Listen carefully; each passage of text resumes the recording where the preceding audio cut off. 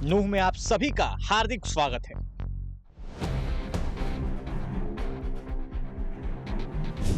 हमें शिक्षा दे दो, नौकरी लेने का तो हमारा काम है।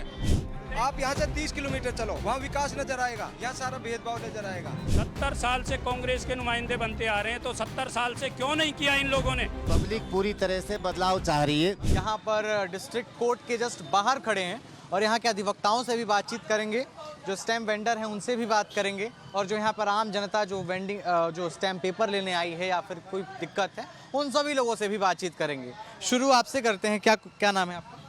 मेरा नाम रविंदर सिंह है। धर्मेंद्र जी, ये बताइए नूह में सबसे पहले स्थानीय मुद्दे क्या कुछ? स्थानीय मुद्दे यही, यहाँ सबसे बड़ी बात बेरोजगारी की है।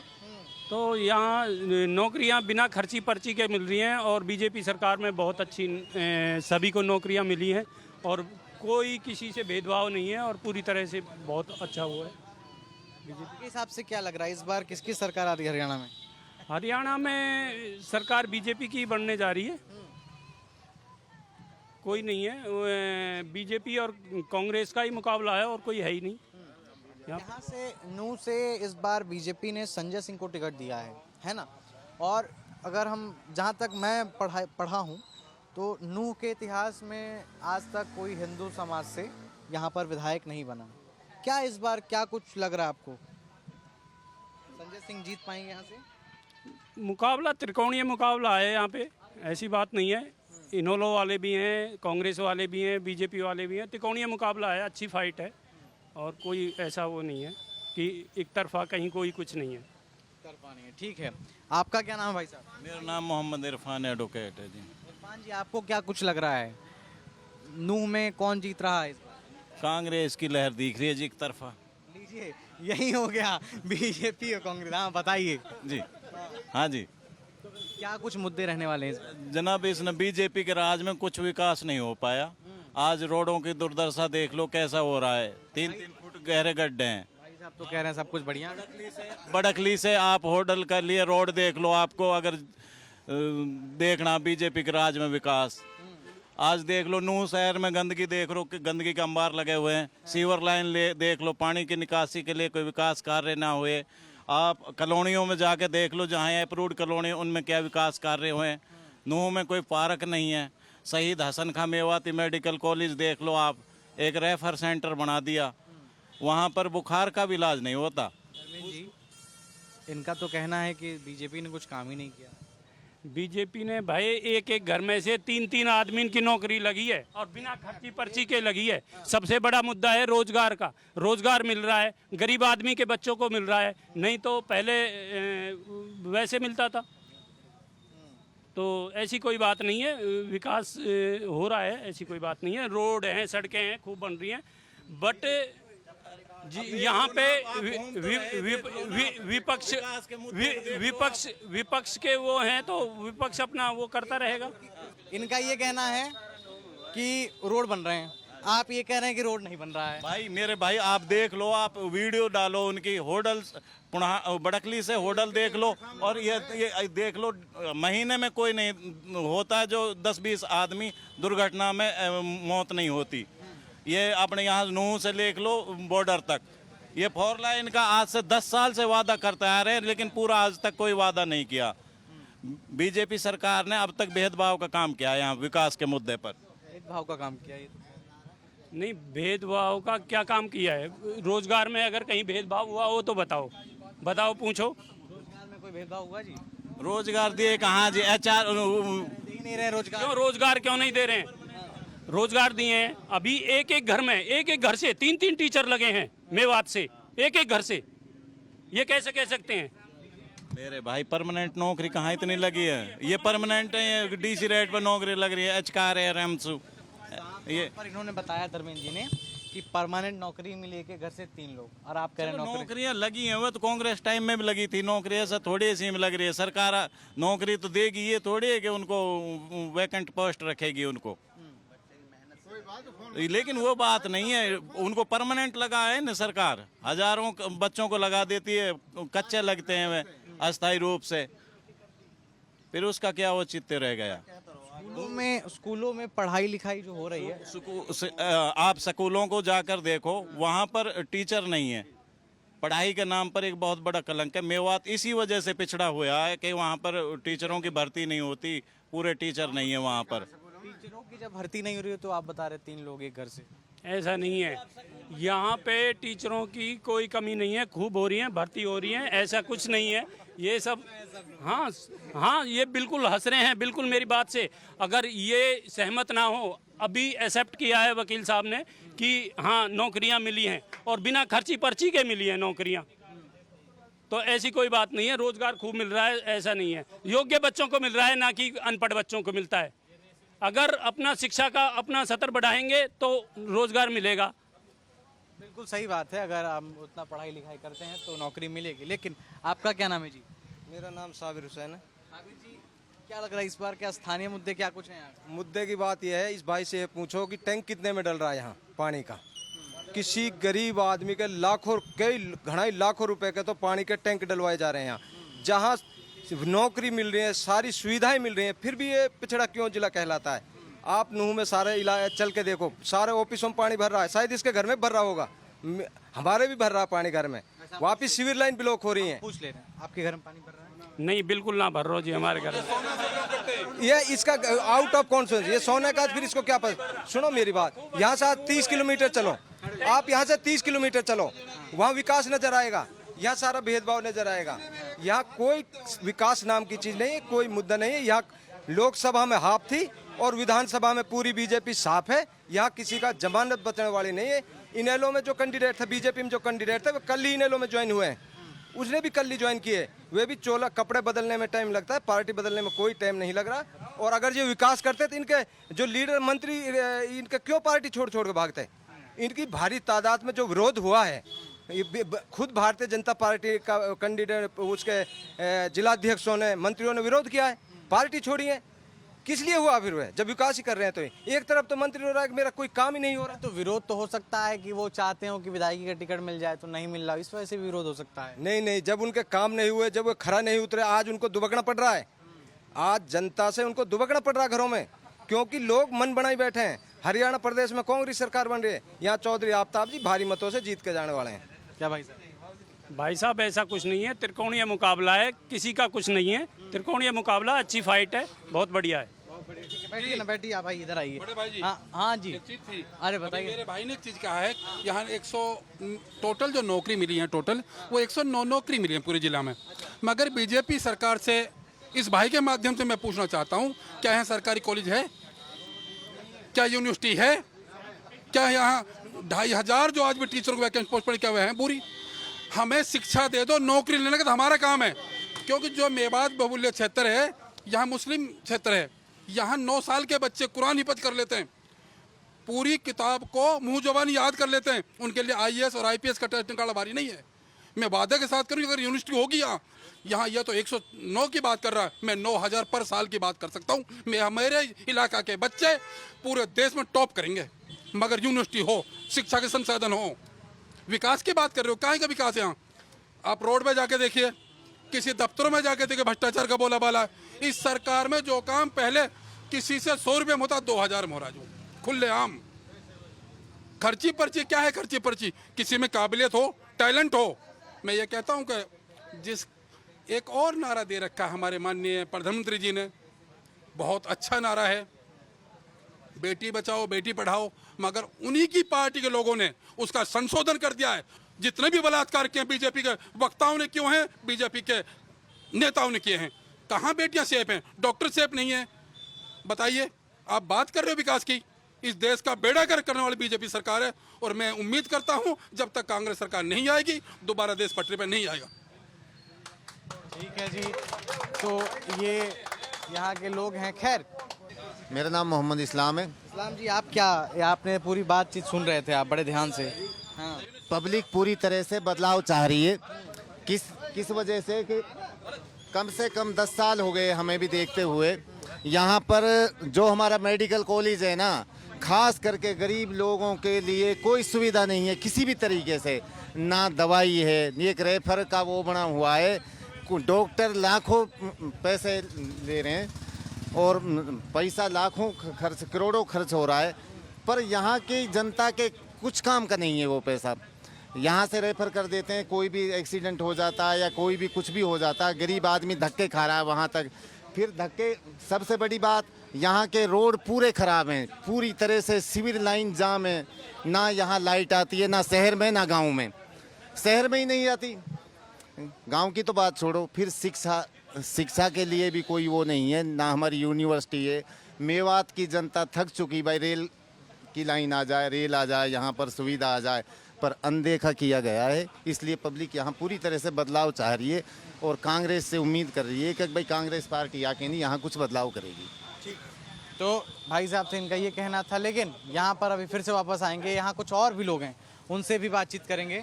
मुझे कांग्रेस की सरकार आएगी, कांग्रेस ही अच्छी सरकार, बीजेपी में कुछ नहीं हुआ। बीजेपी में यह हुआ है ना, रोड बन रहे हैं, यहाँ बूचड़ खाने तो 15 दे दिए, यूनिवर्सिटी अस्पताल वगैरह ऐसा कुछ नहीं दिया इन्होंने। हाँ, हमारी जो मांग है यूनिवर्सिटी लाए और बूचड़ खाने खत्म हो, यहाँ से विकास से काम हो यहाँ पे। मतलब बूचड़ खाने यहाँ खोल दिए गए हैं, 15 वापस जो है कि बूचड़ खाने आ गए। धर्मेंद्र जी से फिर हम वापस जाएंगे। धर्मेंद्र जी बैठिए ना। सबका ये कहना है यहाँ पर, अधिकतर लोगों का, बैठिए, अधिकतर लोगों का यही कहना है कि यहाँ पर शिक्षा का अभाव है, सबसे पहला। दूसरा कि भाई साहब ने बताया बूचड़ खानों को लेकर के, खैर शिक्षा पे हम बात करेंगे। आपने बोला कि टीचरों की भर्ती हो रही है, आपने देखा है कहीं ना कहीं डेटा होगा तभी आपने ये चीज़ बोली है, तो इन लोगों की बातों को किस तरीके से आप डिफेंड करेंगे? देखो जी, ऐसा है, ऐसी कुछ नहीं है। यहाँ मेन चीज़ है बेरोजगारी, रोजगार मिल रहा है और बिना भेदभाव के मिल रहा है। और ऐसी भी बात नहीं है हमारा पिछड़ा, अब वो पिछड़ा मेवात नहीं रहा है, अब बहुत वो है। हर घर में गाड़ी मिलेगी, हर घर में, नूह में, हर घर में तकरीबन, मैं कह रहा हूँ 80% लोगों के पास गाड़ी मिलेगी। तो उसको पिछड़ापन कहोगे आप? पिछड़ापन कहोगे क्या? सच्चाई नहीं है क्या ये? सच्चाई नहीं है क्या ये? पिछड़ापन कैसे कह सकते हो आप? 3 बंदे हैं, 3 बंदों के पास अलग अलग गाड़ियां हैं, उसको पिछड़ापन कहेंगे हम? ऐसा नहीं है जैसा आप कहना चाह रहे हो। अगर हमारे पास संपन्न है जभी तो हम गाड़ी ले सकते हैं, अफोर्ड कर सकते हैं।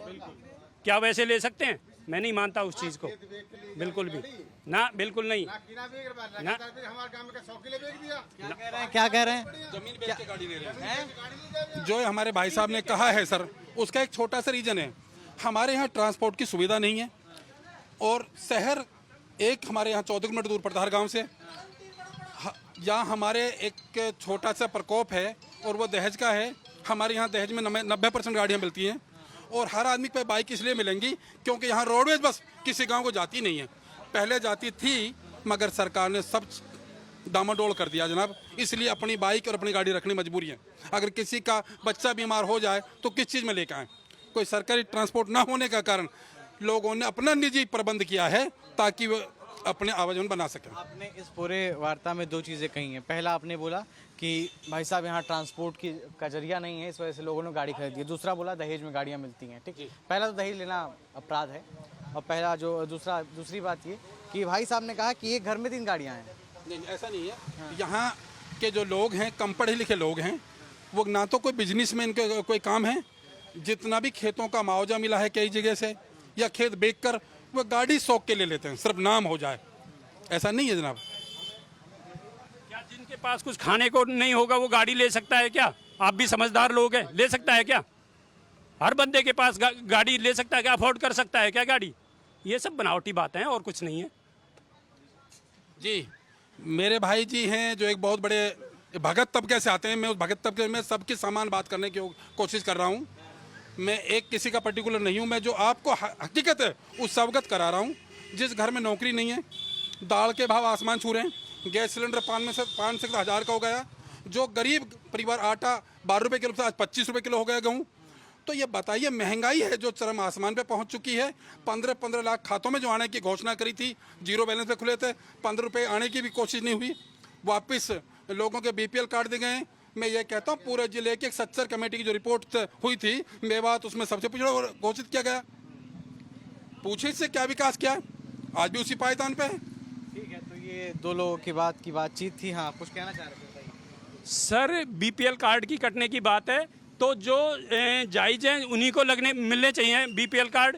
अभी यहाँ पे बिल्कुल जो जिनकी कई कई लाख रुपए वो है और उनका बीपीएल कार्ड है तो उनका कटने में क्या बुराई है। मैं 20 उदाहरण बता सकता हूँ ऐसे जिनके बीपीएल कार्ड हैं। मैं कह रहा हूँ वकीलों तक के बीपीएल कार्ड है यहाँ पे, वकीलों तक के बीपीएल कार्ड है। उस चीज को क्यों छुपाने लग रहे हैं ये? विकास क्या हुआ है यहाँ पे? देखो यहाँ से आप जाओगे। आपका नाम? मेरा नाम है मोहम्मद आमिर खान, नाम है मेरा। जी नाम बताइए। मेरा मोहम्मद आमिर खान नाम है। यहाँ पे अगर आप रोजगार, जी पढ़ाई करते हैं यहीं पे, आप यहाँ पे देखोगे सबसे ज्यादा गंदगी है जो नूह जिले में, सबसे ज्यादा गंदगी। और गाँव में, किसी भी गाँव में आप जाके देख लीजिएगा, कोई भी ऐसा रास्ता नहीं है जो टूटा हुआ नहीं है, उबड़ खाबड़ है सभी रास्ते। जितने भी किसान हैं वो भी परेशान हैं, यहाँ के जितने भी बेरोजगार हैं सभी बेरोजगार हैं। यहाँ पे कोई पढ़ाई के तो कोई साधन ही नहीं है। क्या पढ़ाई करते हैं आप? मेरे एलएलबी का स्टूडेंट हूँ, फर्स्ट ईयर का। जी धर्मेंद्र जी, ये एलएलबी के स्टूडेंट हैं और इनका ये कहना है कि यहाँ पर कोई विकास नहीं हुआ है, शिक्षा का अभाव है, हर चीज़ें हैं। देखो धीरे धीरे पटरी पे आ रही हैं, अब एकदम से तो कुछ हो नहीं सकता, सभी चीज़ें सही हो रही हैं। वैसे हम, मेरे हिसाब से, ये अपने हिसाब से कह रहे होंगे, मैं अपने हिसाब से कह रहा हूँ बस। तो आपके हिसाब से सब कुछ विकास हुआ है? मैं बैठ जाता हूँ मैं भी अब। हाँ नहीं नहीं नहीं ठीक है। अरे नहीं, बैठिए ना कोई, अरे बैठना भाई, अरे बैठो आओ बैठो। आपके हिसाब से यहाँ पर विकास नहीं हुआ है? आप एक छात्र हैं, नहीं एक मिनट, बतौर छात्र आप बताइएगा यहाँ पर सबसे बड़ी कमी क्या कुछ है? यहाँ पे शिक्षा तो है ही नहीं बिल्कुल भी। और यहाँ पे सभी बेरोजगारी हैं, यहाँ पे तो कोई साधन ही नहीं है रोजगार के, तो ना ही कोई फैक्ट्रियाँ हैं। देखो आप यहाँ से 10 किलोमीटर आगे जाएंगे, घासड़ा गांव से आगे, तो आपको सभी सुविधाएं उपलब्ध मिल जाएंगी। ना ही कोई स्पोर्ट के संसाधन है यहाँ पे, जो स्पोर्ट के कोई ग्राउंड वगैरह ऐसा कुछ भी नहीं है यहाँ पे, जो कोई भी बच्चा यहाँ पे तैयारी कर सके।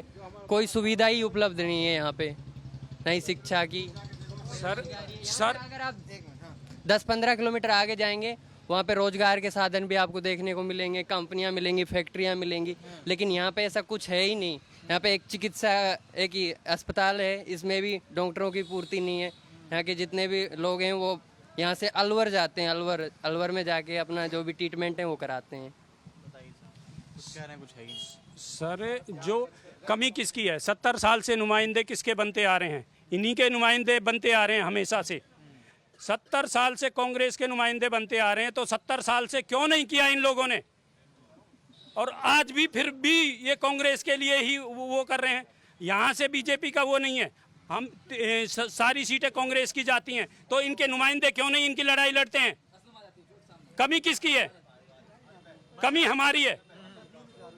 हम जाति और धर्म के नाम पर वोट देते हैं और उसी के अनुसार चलते हैं, तो वो डर्रा वही पैटर्न आ रहा है बस, और कुछ नहीं है। जाति धर्म पे वोट पड़ता है यहाँ, और किसी चीज पे नहीं पड़ता। जाति धर्म पर वोट पड़ता है, जाति धर्म पे वोट पड़ता है। ये कहना है कि सब कुछ है, जो है कि इन्होंने सारा 70 साल गिनवा दिया है। नहीं, आप सर्वे करके देखिए, हर एक गांव में जाइए, और यहाँ पे जितना भाईचारा यहाँ पे पाया जाता है ना, उतना कहीं मेरे को तो देखने को मिलता नहीं है। क्योंकि मेवात में जितना भाईचारा है ना, उतना कहीं पे नहीं है। यहाँ पे आप ये देख सकते हो, किसी भी गांव में चले जाइए, यहाँ पे सभी मिल जाएंगे आपको, हिंदू मुस्लिम जो भी जितनी भी कास्ट है सभी मिल जाएंगे आपको यहाँ पे। ऐसा कुछ हमें तो देखने को मिला नहीं है। लेकिन यहाँ पे राजनीति की जाती है। यहाँ पे साक्षरता सबसे कम है, लिंगानुपात में अधिक है, लेकिन साक्षरता में सबसे कम है। तो जो भी कमजोर रहेगा उस पर तो आक्रमण करेंगे ही लोग। तो बीजेपी यहाँ पे अपना वो सेक रहे हैं, एक किस्म का वो है, बाकी ऐसा कुछ नहीं है। कांग्रेस तो सभी जगह थी, यहाँ से 10 किलोमीटर आगे पहले कांग्रेस नहीं थी क्या? कांग्रेस तो तब भी थी, कांग्रेस अब भी है और रहेगी भी शायद। लेकिन विकास यहाँ का क्यों नहीं हो रहा है, हम ये जानना चाहते हैं। यहाँ पे ना ही कोई रेलवे लाइन है, ना ही कोई यूनिवर्सिटी है, यहाँ पे रोजगार के साधन नहीं है। तो ये सब यहाँ पे क्यों नहीं है? यहाँ पे भेदभाव ही तो है ना, ये यहाँ पे ये इसलिए भेदभाव है। सर जिम्मेवार कौन है? बीजेपी अब 10 साल से ही तो आई है भाई।